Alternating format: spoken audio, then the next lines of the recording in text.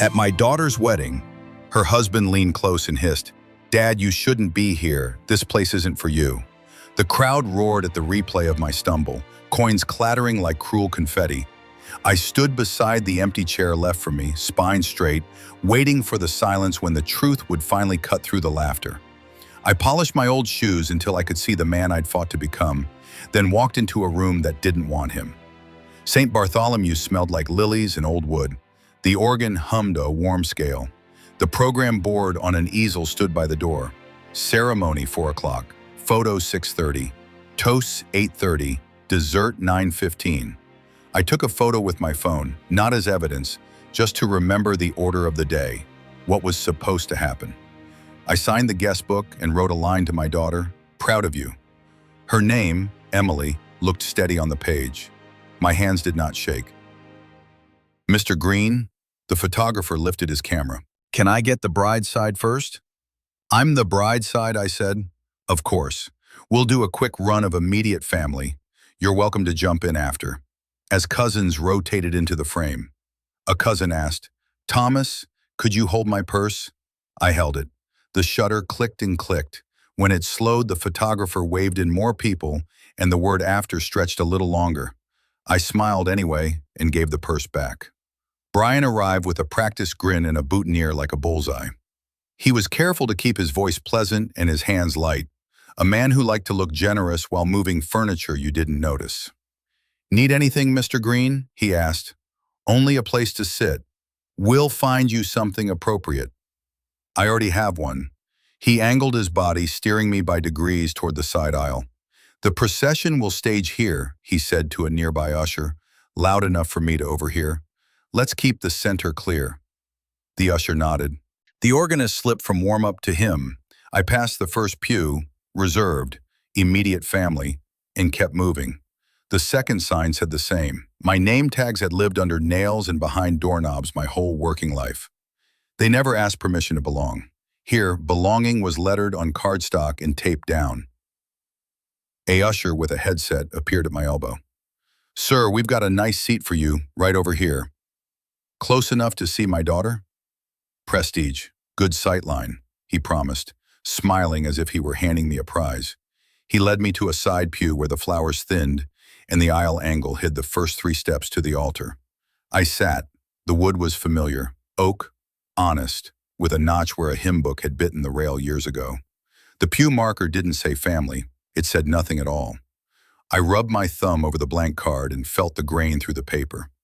If I was being made small, I would still stand straight inside. Take across the aisle, guests filled in and took photos of the board again.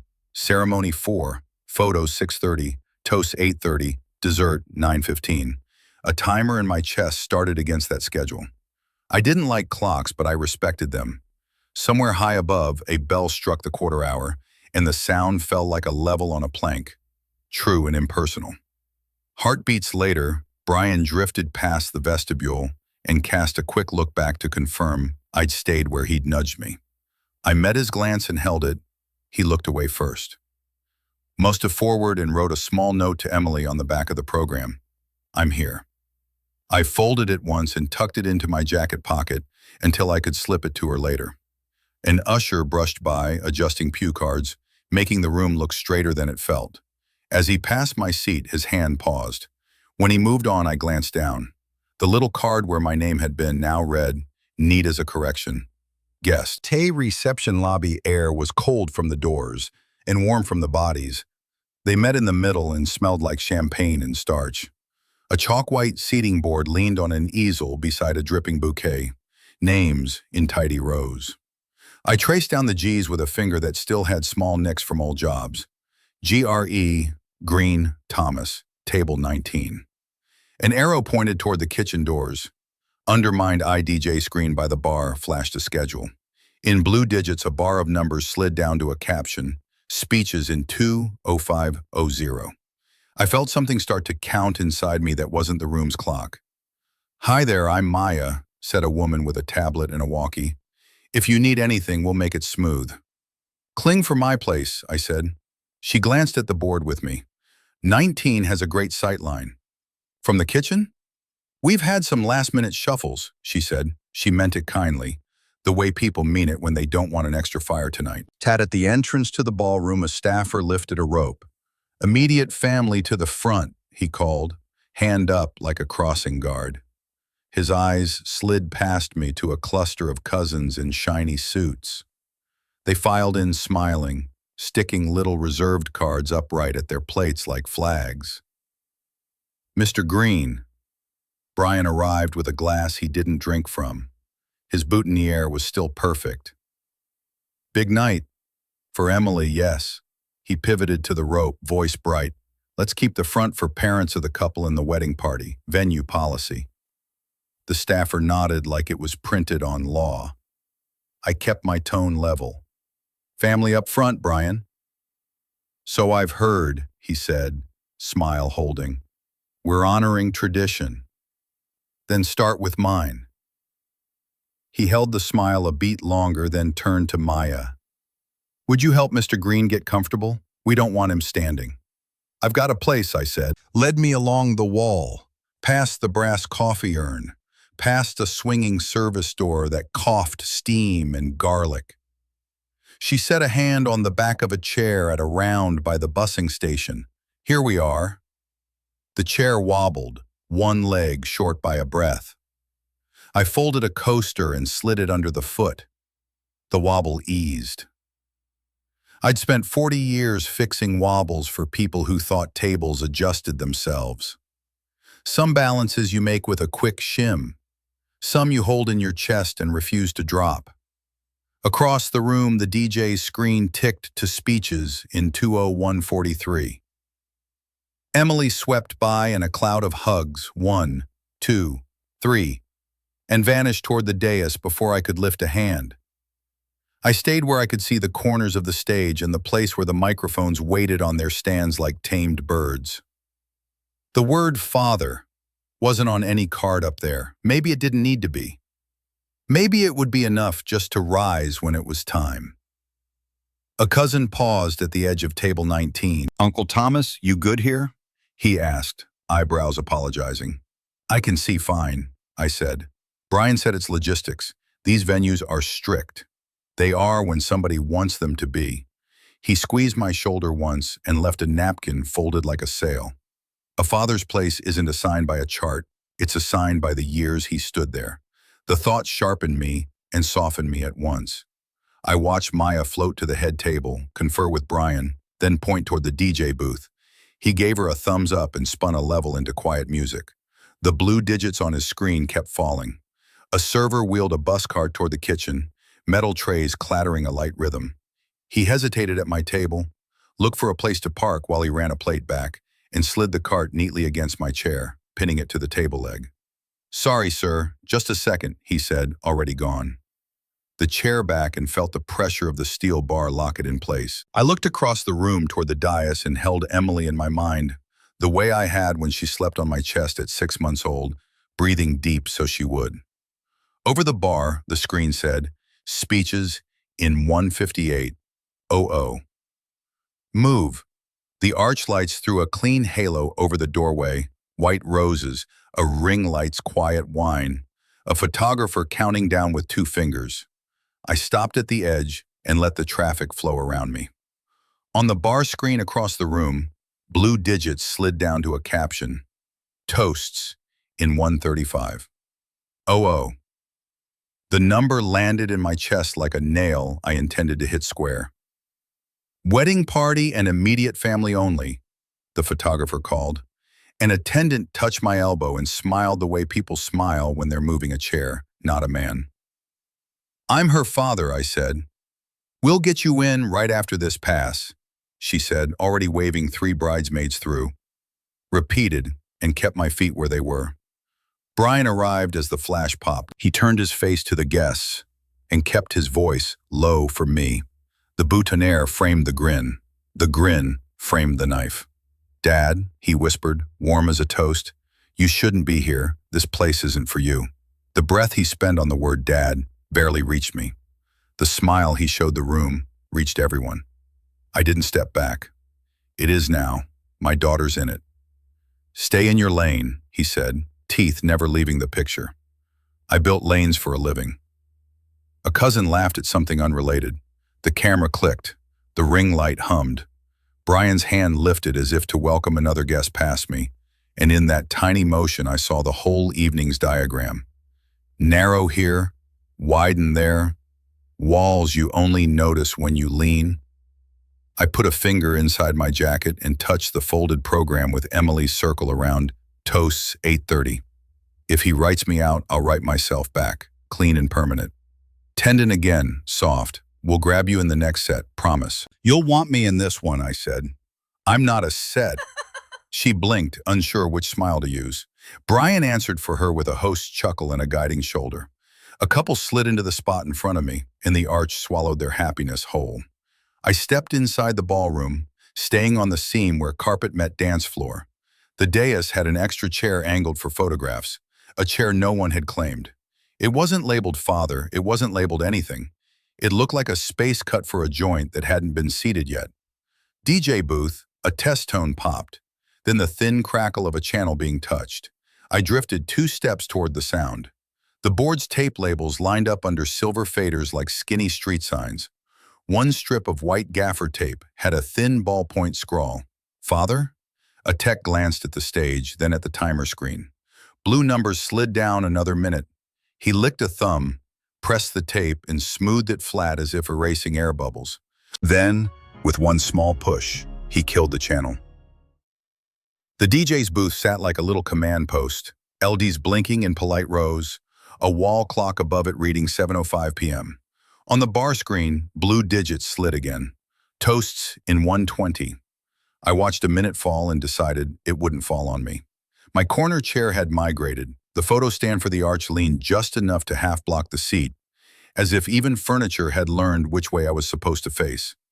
I palmed the chair back, nudged the stand an inch, and left it. If they wanted the aisle clear, they could say so to my face. I moved toward the booth.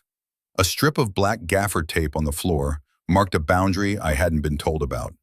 A floor manager in a suit jacket stepped in, 2 fingers down at the tape. Vendor access only past this line, sir. I'm just asking about the toast order. Production traffic only, he said, glancing, not at me, toward Brian. I'm the father of the bride. Then congratulations, he said, and smiled the way you smile when you're guiding a dolly, not a man. If they close doors, I'll learn the hinges. Maya was at a small table with a tablet and a paper clipboard that looked more honest than the screen. Maya, I said, help me understand how you're running toasts. We keep things smooth, she said automatically. Then, seeing I wasn't going to make her put out a fire, she turned the clipboard. Here's the run of show. A neat grid, special dances, parent toast, mother of the bride, best man, maid of honor. No father, no blank line that might mean me. Can I get a photo for my album? I asked, as if it were nothing more than a proud dad collecting souvenirs. She hesitated for a half breath, then angled the board under the wall clock. 7:05. Quick one. My phone and clicked. One tidy frame. The list, the time, the absence. I didn't zoom. I didn't gloat. I let the truth sit in the rectangle and breathe. Hey, anything else I should know? I asked. Just follow the DJ's cues, she said. I will, if he gives me one. Brian drifted to the edge of the conversation with a fresh grin. Everything good, Mr. Green? Just learning the layout. Leave production to the pros. He patted the air like he was smoothing a sheet. I hung roofs in rain, I can handle a mic. His smile pressed thinner. We're on a tight schedule. I looked back at the booth. The DJ avoided my eyes without quite avoiding them, hands neat on faders. The run-of-show photo warmed my pocket like a small square of sun. Appreciate the tour, I said to Maya, and she nodded, relieved to keep us both moving. I took a slow lap past the dance floor. At the sweetheart table, the extra chair that still wasn't labeled father sat at an angle left pretty for the camera. It had the look of something a carpenter would shim and square if he were allowed to touch it. I kept my hands to myself. Taged by my half-claimed seat, the photo stand made a little canopy over the chair. A teenage usher hurried over to adjust it, headset hissing. Sorry, sir, we're tight on space. Story of the night, I said. He smiled, not getting it, and hustled away. I stepped once more toward the booth, a listener rather than a barger. The bar screen dropped to toasts in 1:18:32. The DJ scratched his jaw, glanced at his phone, then at the coordinator's table. The room's choreography had gears, and I'd found a tooth. Brian reappeared like a stage cue. "Enjoying yourself in the back?" he said lightly. "Learning the hinges," I said. "Stabilize. We want you comfortable." "Comfort's not what I came for."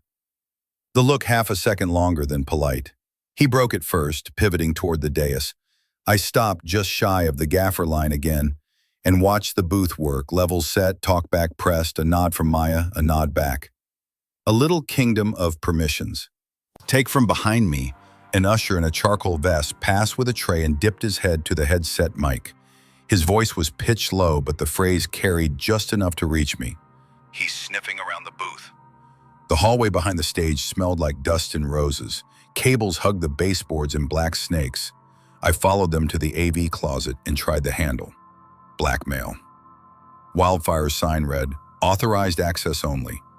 The latch had that tight, over-torqued feel of a door someone had practiced saying no with. A staffer in a headset appeared from nowhere. "Sir, that room is closed." "I'm not here to move anything. I'm here to make sure a father gets 60 seconds. "Per manager's directive, sir, no access." "On the locked." "It's not my name." "That's the problem." He shifted to block the jam without making it look like he was blocking me. The stage screen outside the curtain flashed a blue bar. Toasts in 1200. The numbers dropped like lumber off a truck. A bar stool leaned in the corner of the hall, seat cracked. I didn't take it. Standing made more sense. The door cracked open a finger's width from the inside, just enough for an arm to slide out a coil of gaffer tape. In the sliver of light, I saw a thumb drive stuck in a USB hub, label facing the wrong way, and still easy to read. Slides. Brian. The door snicked shut. Bathrooms toward the main path and nearly walked into the deacon. He was in a suit that had seen real work. "Evening," he said, low. His shoes gave a soft squeak on the linoleum. "Evening," I said. He looked at the closet, then at me. "Doesn't sit right." "It doesn't." His head not promising anything, not walking away either, and moved on toward the ballroom. I found DJ Lewis at his booth, the wall clock above him casting a nickel reflection on his forehead. He kept his hands on the board like a man keeping a skiff steady in a current. "I want 60 seconds for my daughter," I said. He glanced at the stage, then at the headset clip on his shirt. "Sir, I can't open a line without approval." "Whose approval?" "The groom's." "Then say it on my phone." He exhaled through his nose, picked up his device, and typed with two thumbs. My phone buzzed in my pocket a second later. "DJ Lewis. Need groom's okay, sorry."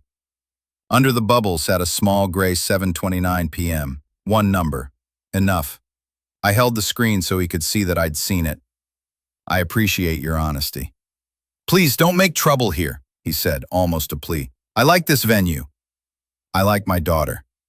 Taffer with the headset reappeared, keeping his voice light. "Sir, I'll have to ask you to wait on the other side of the tape." "I'm not in your way." "Then tell production their traffic runs over fathers." Luis's eyes flicked down to the message he'd sent and back up to me. "I'm sorry," he repeated softer. "Tigga, you will be if I don't get 60 seconds, came Brian's voice from behind, cheerful enough for the room.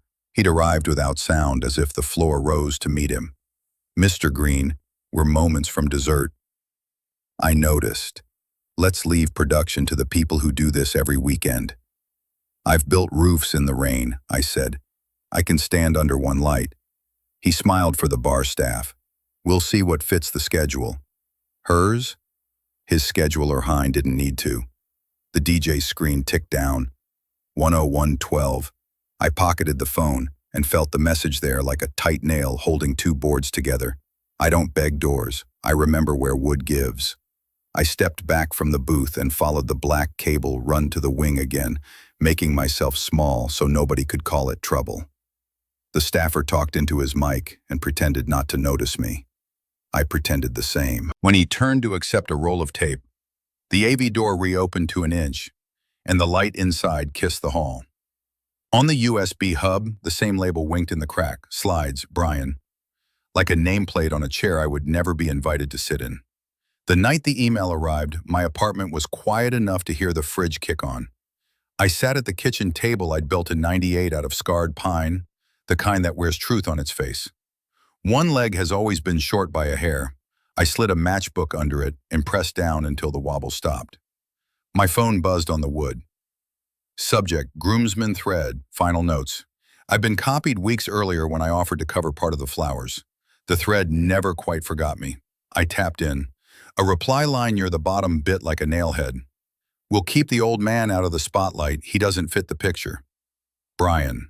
I stared at the words long enough for the fridge to cycle off. I could have thrown the phone or called him and burned the night to cinders. Instead, I put both hands flat on the table, felt the grain, and breathed. I scrolled to the top and checked the routing. The thread carried the whole chain. Dates, servers, addresses. 9:12 p.m. sat in the header like a little brass stamp. Seizing, I said to the room, "You drew your lines?" I hit forward and filled the to field with my own address, then my backup account. In the body, I wrote nothing. I didn't need to. I kept the full headers visible, the way a carpenter keeps the stamp on a piece of lumber when the inspector's coming by. My phone buzzed again. Emily. Dad, you'll love the toast. I planned to. I stared at our two lines until they blurred. She was planning a day, not a trial. I wouldn't make her choose tonight. I would build the thing I needed and keep my mouth shut until it mattered. I opened the email's little menu and saved a copy to a folder I'd titled Wedding. Receipts. Then I tested the attachments, opened them and closed them so I wouldn't be the man who showed up with a dead link and a story about how it used to work. The chair creaked when I leaned back. I pressed the matchbook in tighter and set the leg square. A man without money carries proof instead. It wasn't bitterness, it was inventory.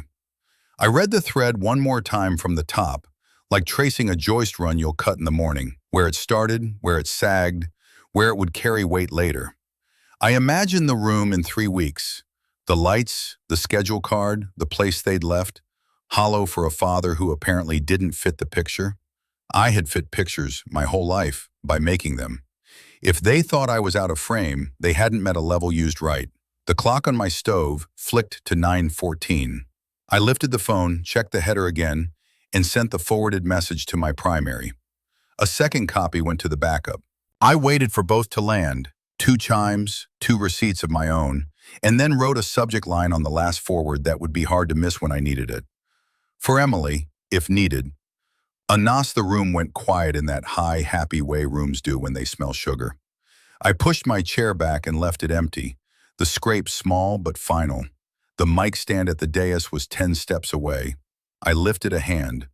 Porcelain in the headsets. The floor lead, 2 fingers to his earpiece. Skip to dessert. Roll track 8. Blackjack thumped once. The DJ's eyes cut to the schedule screen. The blue bar blinked, then the caption, hard cut to dessert. Now, kept my hand up. 60 seconds, I said, not to the room, but to the air that carried sound. Windshield reached the mic like a man pulling a rabbit from a hat. He tapped it, grinned. The speakers answered him.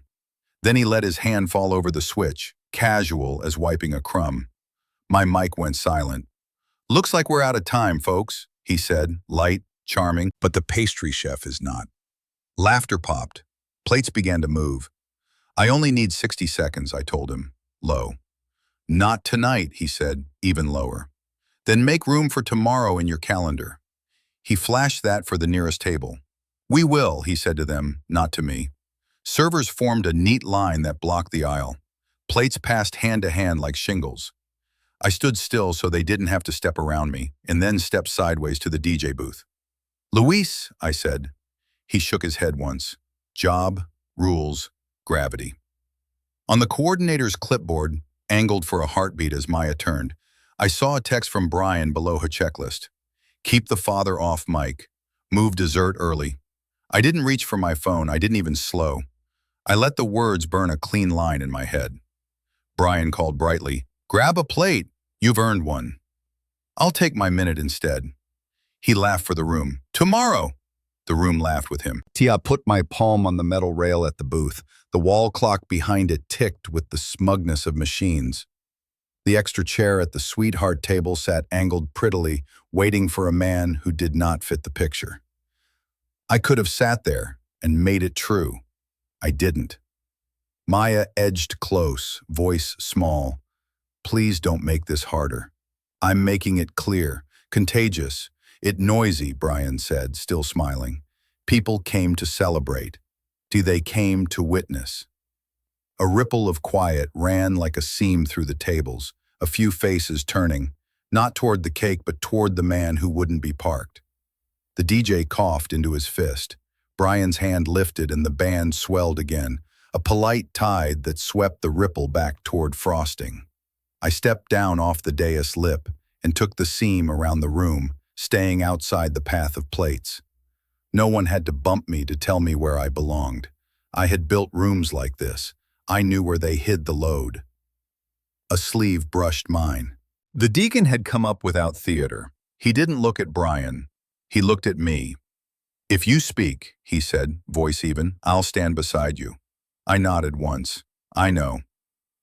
Patio air hit cooler, edged with damp cedar and the tick of a space heater. Inside, the DJ screen rolled.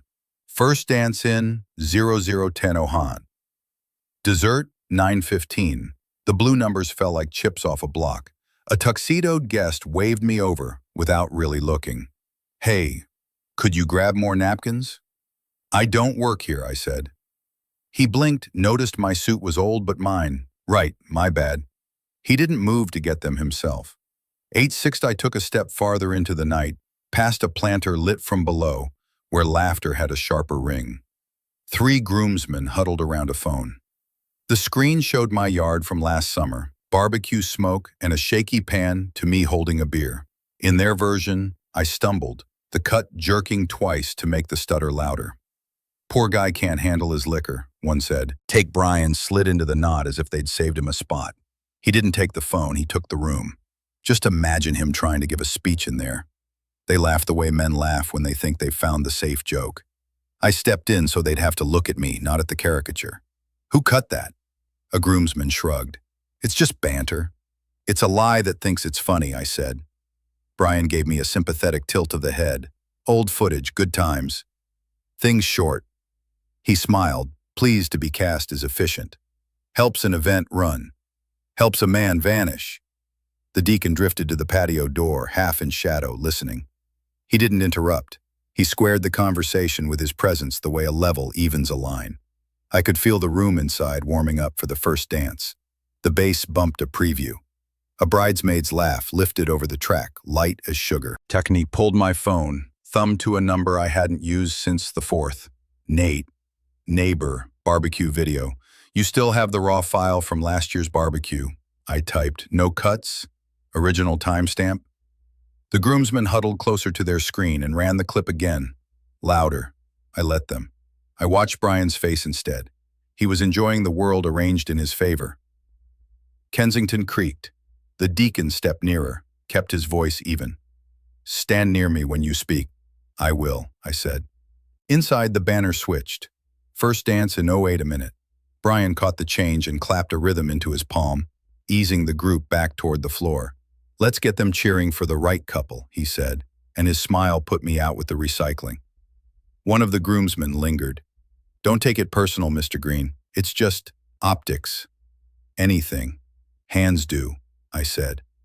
He lifted his chin at the phone. The edit's cleaner. So's the truth. He rolled a shoulder and disappeared into the light. The heater clicked again. I stared at the dark in my phone like it was a pond that should be throwing back stars. Seconds later it buzzed. Nate, can pull the raw file if needed tonight. Baptized. ED yes, needed, and held off hitting send, letting the choice sit one more breath, a measure of control that didn't ask permission from anyone's schedule. Inside, the DJ called the wedding party to the center. The bass rolled. Beyond the glass, the dance floor blurred into one soft picture where I did not fit. I slid the phone into my pocket without sending yet and stood up from the patio bench I hadn't meant to sit on. I left it cold. My thumb hovered. The screen lit again, with Nate's gray typing bubble, then nothing. I pressed send. Blankets left with side left with a tiny sound nobody else could hear. The edge of the booth felt like a rail on a small bridge. Traffic on both sides, none of it mine. The DJ flicked a fader down, spoke into his mic, and the system kissed his voice with a little compressor sigh. Heads up, folks, last call is posted for 10:45 p.m. Keep the dance floor moving. Ultimo near the bar cheered, dessert, and clinked their glasses. The cheer died fast. Schedules do that to people. Luis, I said, between dessert and whatever's next. He kept his eyes on the board.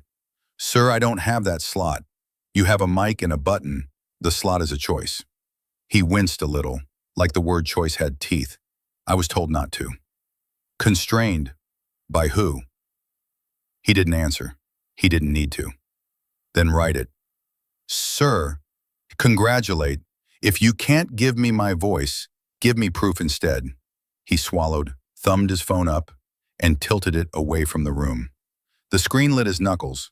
I heard the crowd surge as a tray of cakes hit the line. The booth clock said 9:06. My corner chair stayed empty across the room, faithful to its assignment. Tat, please don't make me lose work over this, he said. Don't lose it, I said, name it. He typed. My phone buzzed on cue against my ribs. I didn't look yet. Maya coasted by with her clipboard. She didn't stop. Don't put him on, she murmured to no one in particular, realized she'd said it aloud, and flushed. The clipboard scraped lightly against the booth as she fled the sentence she'd left behind. Luis's thumbs paused. He met my eyes for the first time tonight. I'm showing you what I was told, he said. Good. Foreground, opened the message thread. A new bubble sat there under his name. Pem DJ Louise. Per groom. Do not open Father Mike.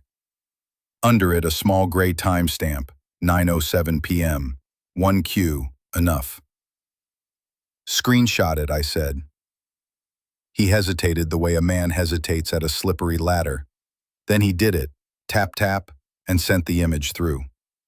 It landed like a small weight in my palm. Thank you, I said. I'm sorry, he answered, meaning both things. Say forwarded the screenshot to a backup address with a subject line that would read clean later. Mic instruction, received, 9:07 p.m. Then I tapped the arrow to my wedding receipts folder. No commentary. Chain of custody lives or dies on quiet. Give me 60 seconds anyway, I said. You can cut me off at 30. I can't, he said, eyes on the dance floor, voice thinning. He's watching. Across the room, Brian tapped 2 fingers to his ear and smiled like a man who had just remembered a favorite song. I tucked the phone away and let the booth rail take some of my weight. No is a door with a name on it. Tonight, the name was written down. The service corridor was a dim throat between rooms, the kind of place you stand when you're deciding whether to leave. A laminated card on the wall rotated with the house schedule. Toast concluded, bouquet toss, 9:35. Last call, 10:45. The words wanted to turn me toward a door. Take-a checked my pocket for the folded program where Emily had circled toast 8:30 and felt the paper soften under sweat. I can leave small or stand and make it true. Maya rounded the corner with her clipboard, already apologizing with her eyes. Mr. Green, quarantine, I saw your run of show, I said. I also saw the text. She flinched. This isn't how I like to run events. Then help me fix one line. Regasador toward the ballroom. Brian instructed seating and mic. I shouldn't say that out loud. You just did. I'll email you a screenshot. I need to keep my job. You keep your job, I said. I'll keep my name. Her tablet chimed as if to nod. Watch your inbox, she said, and slipped back into the light. Alone, I leaned against the cool paint and opened my banking app. A pair of thumbs and a code later, the PDF receipt filled my screen. Clean, simple, mine. 9:24 p.m. stamped across the header. Amount, $1,250. Memo, wedding flowers. I exported it, then mailed it to my own address, and a breath later to the backup. No commentary. Proof doesn't need adjectives. The screen asked if I wanted to attach the PDF. Yes, Send. A second send. I watched the tiny paper airplane fly and land. Unbiased. Footsteps.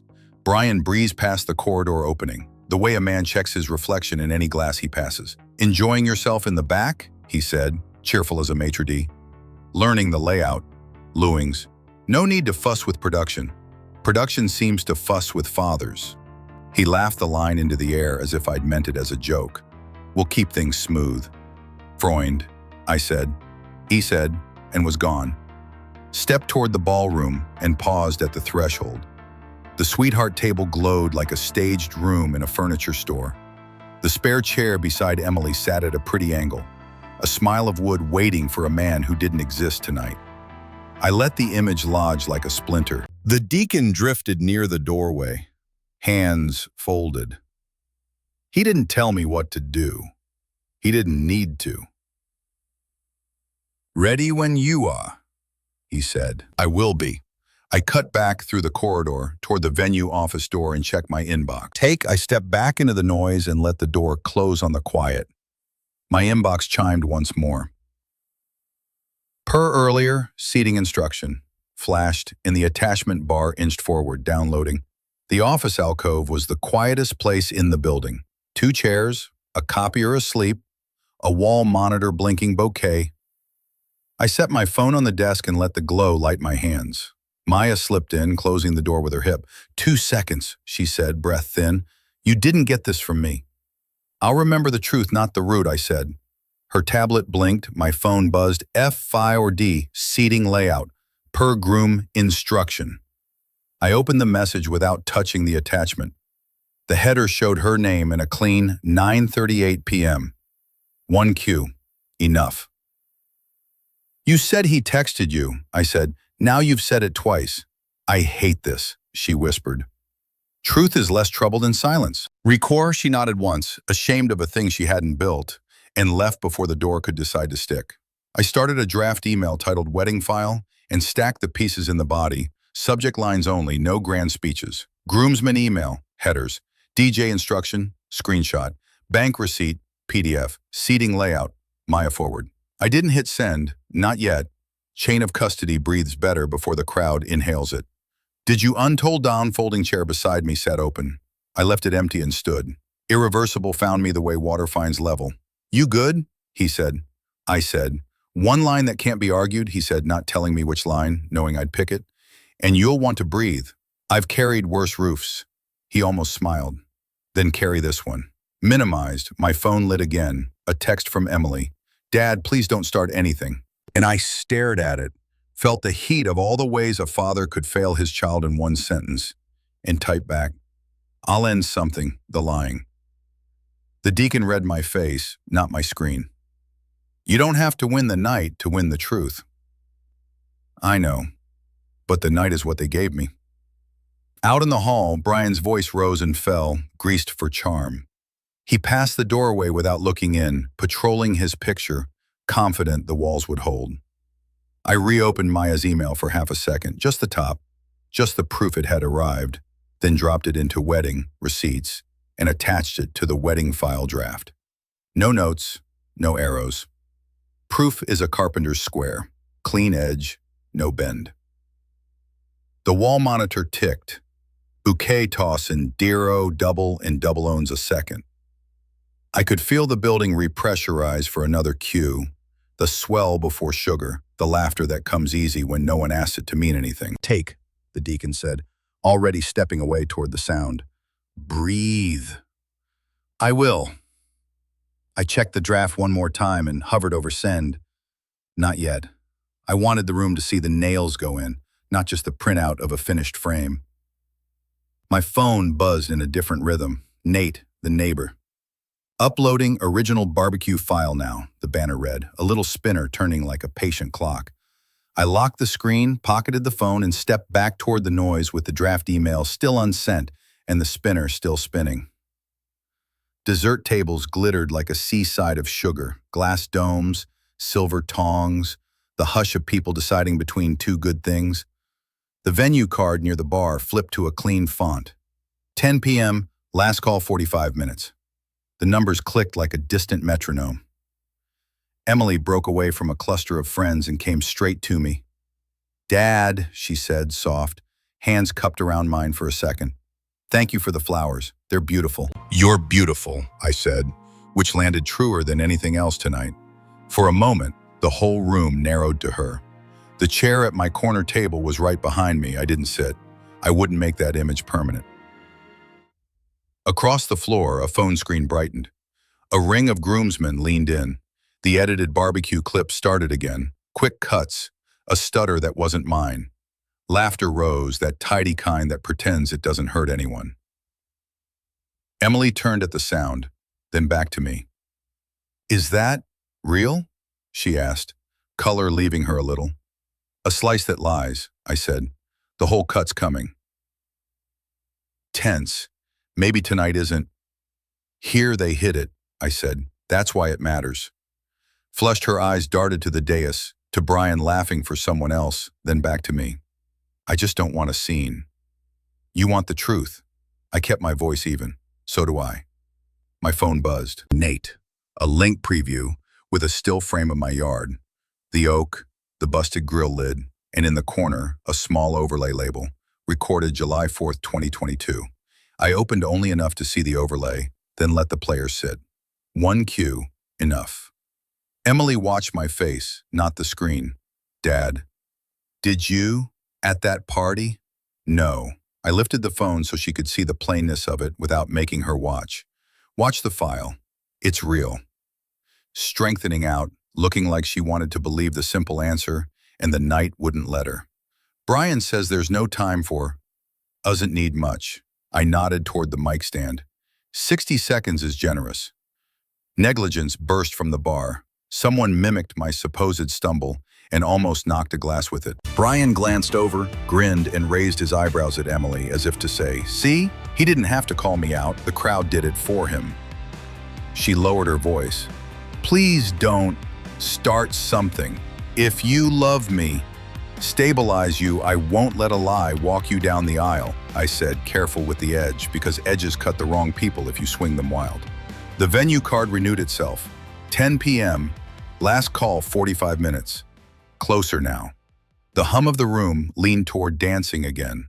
I stood with one hand on the back of my corner chair and kept standing. Hope is glass.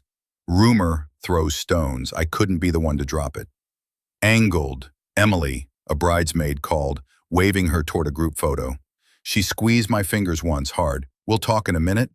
"Key, we will." I meant, "We'll let the room hear us." She might have meant, "We'll make it small." Umsman replayed the clip at a higher volume. More laughter. A man at the bar tried to stumble on his way past and then apologized to no one. The little circle turned as if on a pivot Brian had set. Emily started toward them, turned back like a tug on a string. "Dad, just be careful." "I am." Tep. And when the laughter popped again, she stepped back toward Brian, not to him exactly, but to gravity. His smile weighted like a floor. The room had that late shine, spilled light on lacquered wood, glass rims chiming. Over the bar, the banner reset and blinked its merciless math. Last call, 003000. People cheered like a scoreboard. My chair at table 19 stayed empty. A server paused, looked at it the way you look at a jacket someone forgot, then rolled on. Minimized, the groomsmen had found their chorus. "Play it again," one said. And the edited barbecue clip bounced across a phone. My stumble looped until it felt like a fact. Laughter stacked. Someone near the bar tried to wobble with a flourish. His friends howled. I moved to the fringe of the group. Brian arrived in the same breath, palms open as if he were calming a horse. "Hey, be kind," he said pleasantly, then let the smile stay. "The man's had a long day." "And your edit?" I said. A groomsman lifted his glass. "Heard you pitched in pennies for those flowers, Mr. Green. Real sweet." "Enough to make the room smell like something," I said. Quay's eyes slid to the dais, then back. "We appreciate every little bit." The phrase carried just enough sugar to rot. "Every little bit blooms," I said. "Some folks just take credit for the vase." He chuckled for the circle. "Let's keep it light." The deacon stepped into the ring without asking permission from anyone. He didn't touch me. He let his presence square the frame. "You're replaying a cut," he said to the groomsman, voice even. "If you're going to judge a man, judge the whole board." "Who invited the choir?" one muttered. "Invite or not," the deacon said. "I'll stand beside him when he speaks." Ed Bryan's smile cooled a notch. "No need to turn this into testimony, sir. We're celebrating." "Truth makes a fine toast," the deacon said, then looked me in the eye. "I'll say what I saw." I nodded once. Inside my pocket, my phone hummed, quiet, the way a plank settles when the last nail goes home. The original file was in. I didn't pull it out. I didn't need to look. The knowing was enough. 60 seconds, I told Bryan. "You keep cutting them, I'll keep saving them." He lifted his chin at the phone in the groomsman's hand. "Room's not exactly craving a speech, is it?" The circle snickered on cue. Emily appeared at his shoulder, dressed bright against the darker suits. She caught my look, then the phone's glow. I watched the tug of war in her throat. Bryan said lightly, "some folks don't understand flow." "I understand fathers," I said. "Do you?" he asked, soft enough for just us. "Because a good one knows when to sit." "I've stood for 25 years, I said. "Times change," he said. "Pictures change. Still, father." The word "still" found a spot in the air and hung there like a nail you can feel even after the wall is painted. For a second, the room remembered I had a name besides the joke. Bryan broke the silence with a clap. "Cake's coming out. Let's not make this about—" "Blackmail being mocked at his own daughter's wedding," the deacon said, calm as a plumb line. A few heads turned. The groomsmen tightened their ring around the phone. Someone tried the wobble again, less sure this time. The laugh came thin. Emily touched my sleeve. "Dad." Her eyes asked for enough peace to finish the night. "I'm keeping peace with facts," I said. Bryan tilted toward her, still smiling so the room would read everything as charm. "He'll ruin your night," he murmured. Emily's hand fell back to her side. She looked at me, then at the assembled smiles, and I saw the split widen, the part that knew me, and the part that needed the picture to hold 30 minutes longer. If silence buries me, let truth be my shovel. The corridor lip felt narrower than it had an hour ago, as if the building had learned my shape and decided to press back. From the bar screen beyond the doorway, the banner snapped to, "Last call, 00:15 seconds. The numbers blinked like a dare. Halfway to the wing, shoulders tight under her blazer. "Mr. Green, please, stay out of the aisles. We're moving plates and people." "I'm staying out of the way," I said. "Confiscated, you're in the sight line," she said gentler. "If anything happens now, it's on me." "Schedule," I said. "I'm following the truth, following the truth." She exhaled and moved on, closing the door. "You want the truth about the diner? You want my version?" She nodded, but I could tell her tone was wary. "This is the only story I have. I don't even know my version of the truth yet.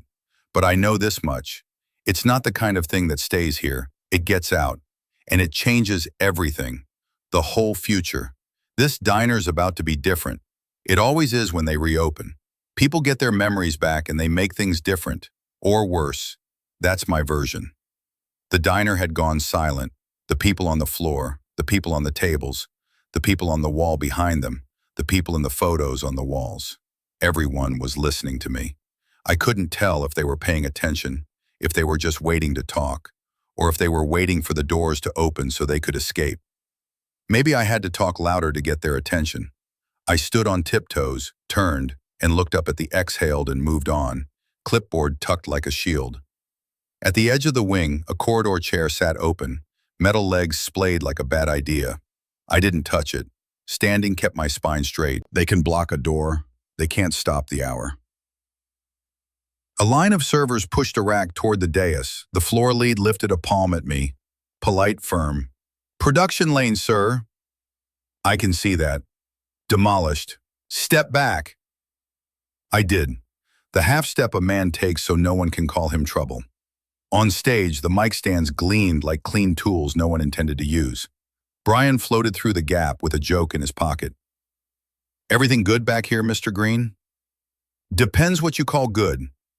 He smiled for the servers. We're minutes from last call. Let the crew close this clean. I only need the truth to be audible.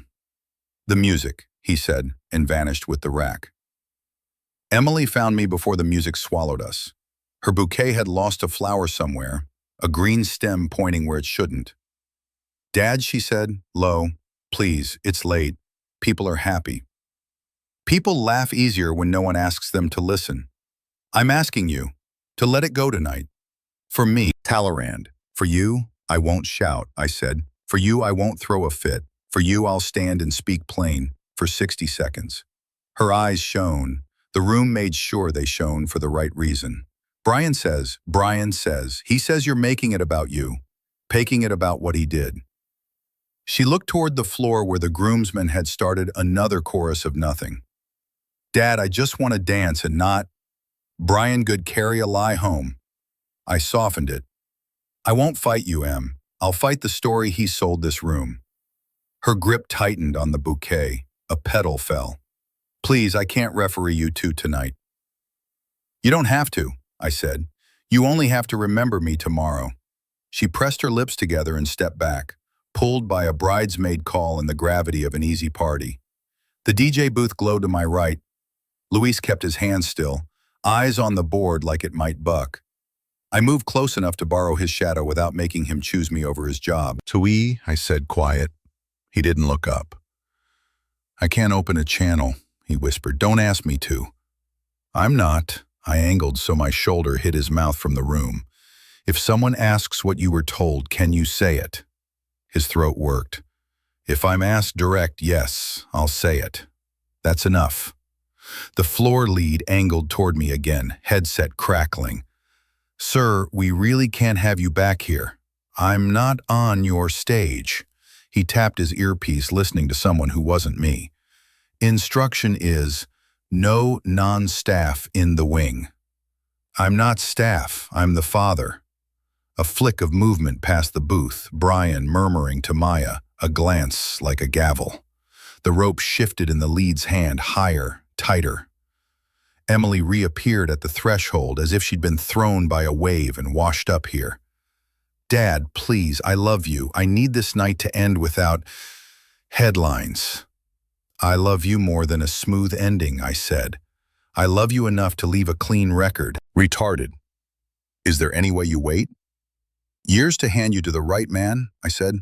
"I can wait 15 minutes for the truth to stand up." She blinked hard and turned away before the word right could finish cutting. Bling's punk up a notch.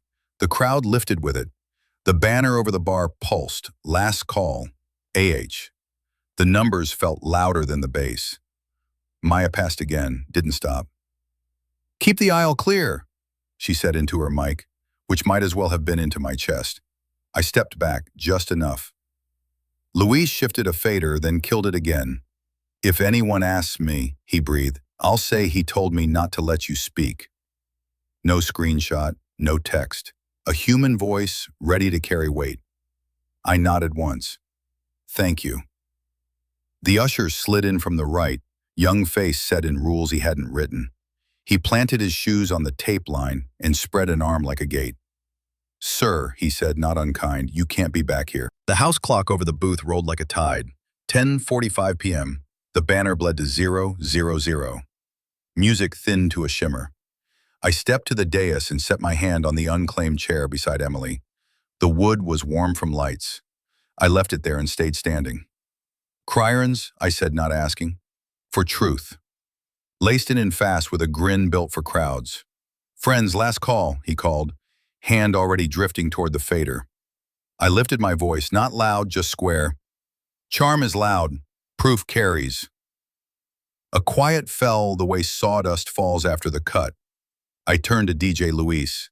"Input 2, the screen." He met my eyes, then the deacon's. The deacon gave one small nod that meant witness. Luis swallowed, switched sources. The screen behind us filled with a simple frame. 5 pieces, I said. 1 story. I held my phone like a level. First, the screen showed an email subject line and 1 sentence. No codes, no clock, just the words we all needed. "We'll keep the old man out of the spotlight. He doesn't fit the picture." Murmurs. I looked at Brian. Yours. He laughed too quickly, out of context. The deacon's voice cut steady. I heard words to that effect today at the church doors. The room shifted toward me by an inch. Second, a seating diagram appeared, clean, pretty, table 19 parked by the kitchen, a note at the top, layout per groom instruction. Maya, I asked. Her hand rose from the floor like a small surrender. I forwarded that, she said, voice carrying, per his instruction. A clink of a glass somewhere, not celebratory. Third, the screen showed a message thread with one visible line. Per groom, do not open Father Mike. Plunder Luis? Federal. He didn't hide. That's my text, he said into his own mic, eyes on the room. He told me not to open it. Brian's smile peeled at the edges. We were on a tight schedule, he said to the crowd softer. Everyone knows how weddings are. Fourth, a bank receipt window, my name, memo, wedding flowers, no numbers read aloud. You called my gift pennies, I said. It bought sweetness you all enjoyed. Brian's jaw worked. I overstated a joke. And the screen split. Left side, the choppy, edited barbecue clip. Right side, the original, steady and uncut. On the right, I didn't stumble. I lifted a burger with a grin that belonged to a quieter summer. Conserve. A few guests made small sounds you hear when paint peels off a claim. One groomsman lowered his eyes. Brian took a step toward the screen as if there might be a door in it. That someone must have, look, this isn't face the room, not him. I'm Thomas Green. I raised the bride. I was told off camera and on that I didn't fit the picture. I touched the back of the empty chair and left it where it sat. A father is not a prop. Brian turned to Emily for rescue and found none. She stood with both hands on her bouquet, shoulders squared the way she stood when she was 8, and decided to finish her own science fair project after I showed her how to level a ramp. Mr. Green, Brian tried, voice thinning, we can talk. Unmistake we just did, I said, in front of everyone. One of this, he looked at Luis, at Maya, at the deacon. They did not move. Playoffs. Did you whisper at the church door, I asked, calm as a tape line. Dad, you shouldn't be here. This place isn't for you. Anking.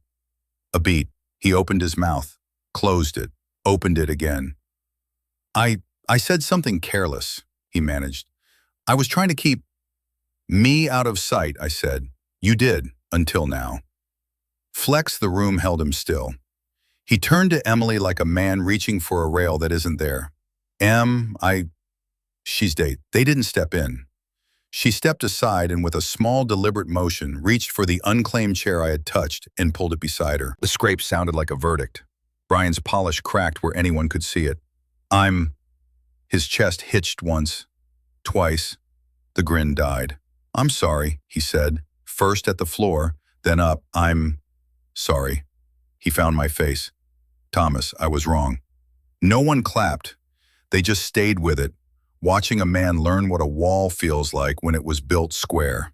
I took one breath. I didn't come to win a room. I came to stand true in it. White fame manager, gray suit, clear voice, stepped forward from the edge.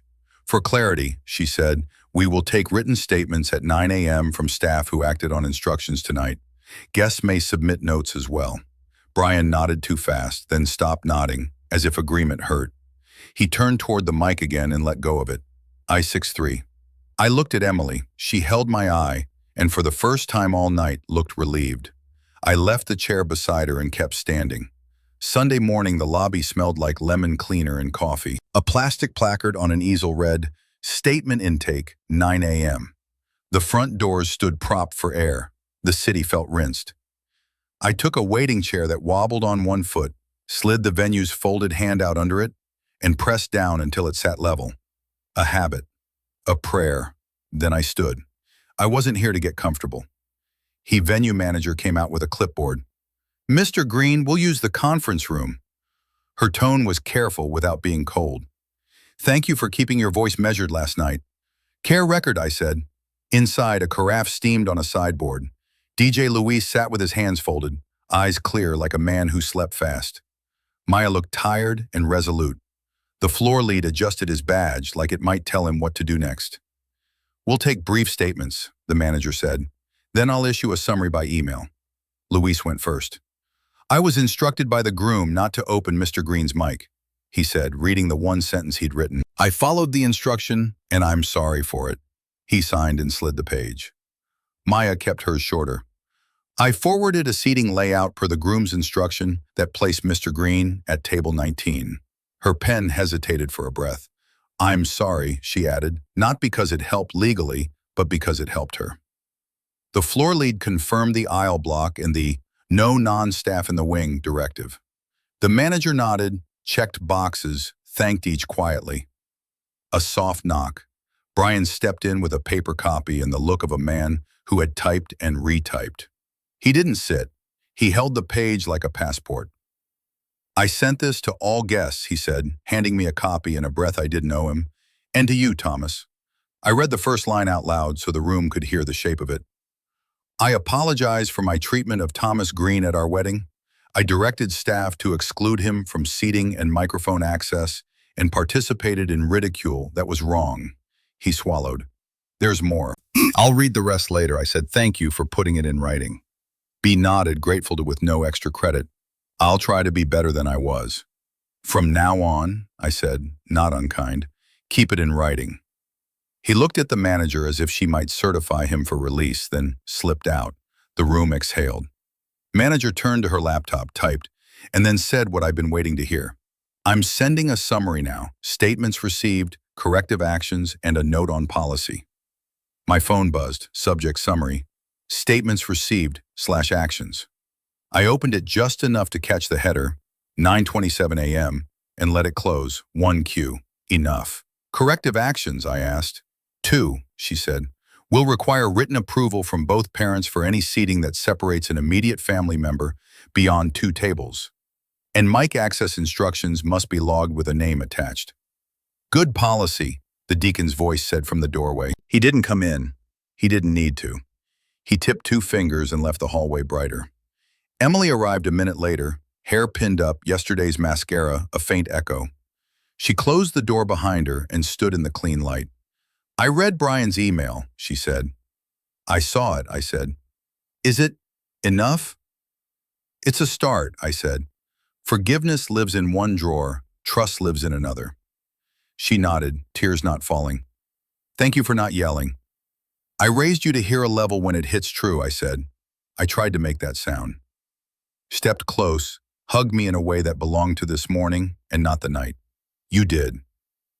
We walked to the lobby together. The placard still said 9 a.m. The chair I had shimmed sat steady under a stranger now, doing its small job without a name. Outside, the street shone with a light Portland only gets after a hard wash. On the sidewalk, Emily touched my sleeve. "What do you do with it all? The emails, the screenshots?" "Close the file," I said. "Keep the lesson."